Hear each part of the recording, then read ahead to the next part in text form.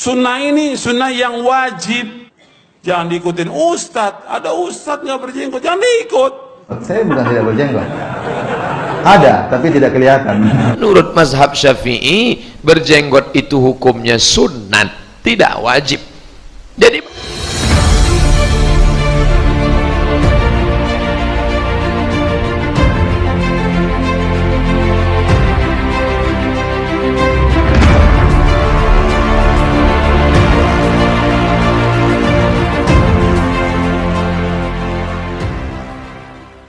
tentang wajibnya memelihara jenggot dan haramnya mencukur jenggot. Haram. Sunnah ini sunnah yang wajib. Jangan diikutin ustadz. Ada ustadz nggak berjenggot, jangan diikut. Saya bukan tidak berjenggot. Ada, tapi tidak kelihatan. Yang memang kehidupannya menentang sunnah. Ini kan kebodohan. Ada orang sudah belajar di Timur Tengah, dapat gelar doktor, pulang jadi orang bodoh. Tapi ya gimana jenggotnya masuk gini?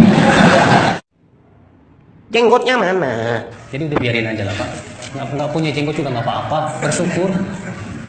Jenggotnya mana? Jenggot. Ada, tapi tidak kelihatan. Mana jenggot kamu? Mana jenggot kamu? Jangan ngaku-ngaku ustadz sunnah kalau belum punya jenggot. Yang pakai jenggot tuh orang-orang yang sudah tua tuh, baru pakai jenggot. Ada apa anak-anak muda pakai jenggot? Karena apa? Nabi memerintahkan u'ful liha, dalam kamu pelihara jenggot kamu. Wa arkhulia, panjangkan jenggot kamu. Dicibir.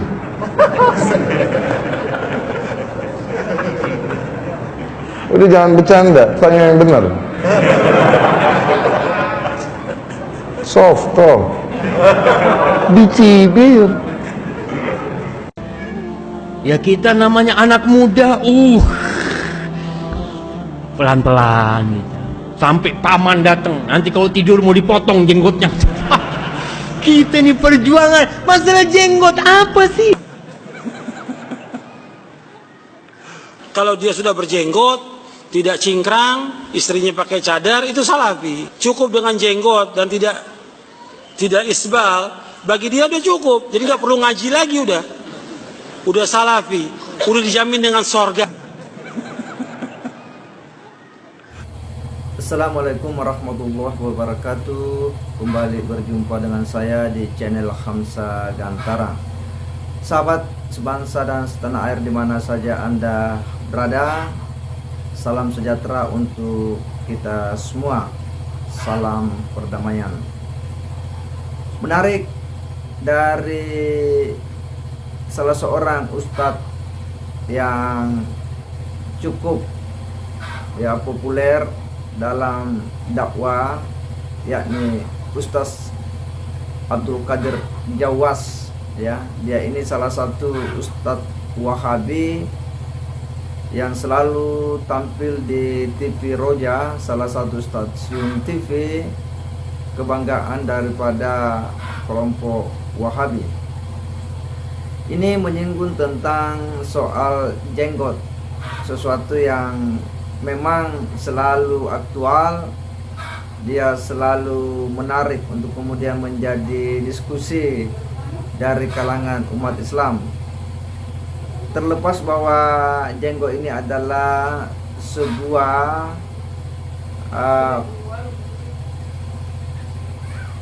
kejadian-kejadian, tetapi selalu aktual dalam setiap masa dan keadaan, dan ini selalu kemudian menarik untuk diperbincangkan.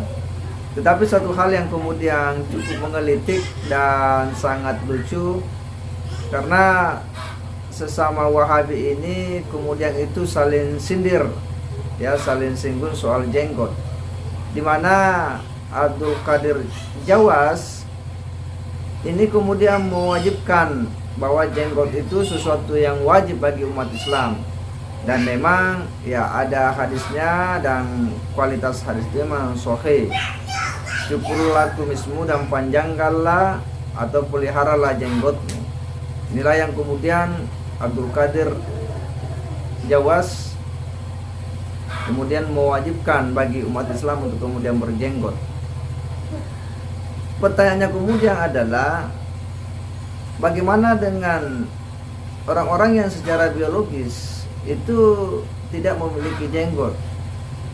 Nah, jika kemudian itu diwajibkan, artinya lawannya itu kan haram.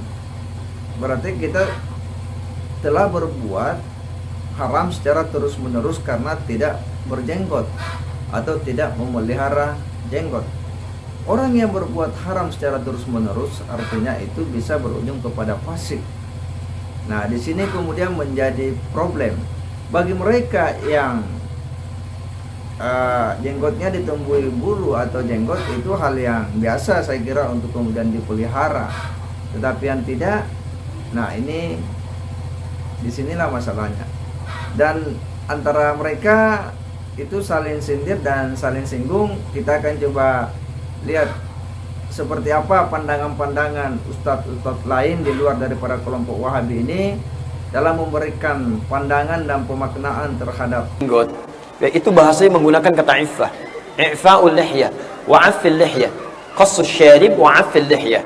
Saya berikan dulu pertama asbabul wurud tentang persoalan ini.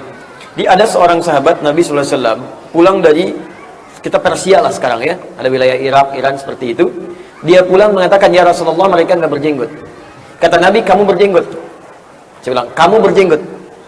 Anda harus paham bahwa ketika Nabi mengatakan kamu berjenggot, itu di Arab semua sudah berjenggot.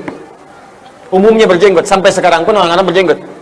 Kalau Anda lihat, baik yang muslim ataupun yang non muslim, misal beberapa negara Arab di Palestina misalnya kan, itu ada non muslimnya, mereka berjenggot juga panjang-panjang, bahkan ada Yahudi berjenggot. Tapi ketika Nabi mengatakan pada orang ini, kamu berjenggot, bahasanya bukan kamu menumbuhkan jenggot, tapi i'fa'ul lihyah. Ya, i'fa itu i'fa'il lihyah.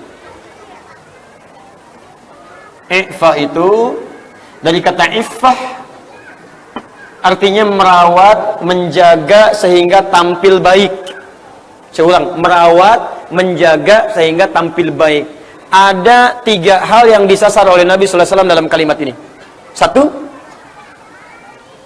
pertama, Nabi ingin katakan ya pada orang ini ketika dia katakan mereka nggak berjenggot, Nabi katakan kamu berjenggot dengan kalimat rawat, perbaiki, tampilkan baik jenggotmu.